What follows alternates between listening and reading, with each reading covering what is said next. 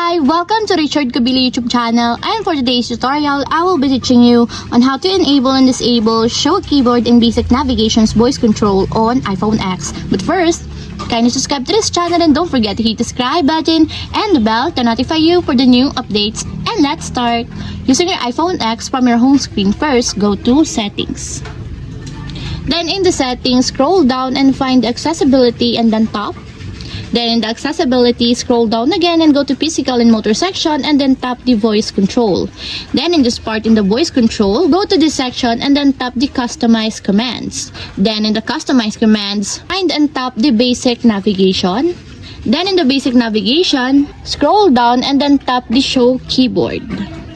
Then in the Show Keyboard, as you can see that it is already enabled. But you have to activate also the switch button under the confirmation required until it becomes green to fully enabled, just like this.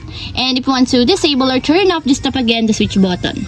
And that's it, we have successfully enabled and disabled Show Keyboard and Basic Navigation's voice control on iPhone X. If you have a question, kindly comment down below and don't forget to hit the subscribe button and the bell to notify you for the new updates. And thank you for watching!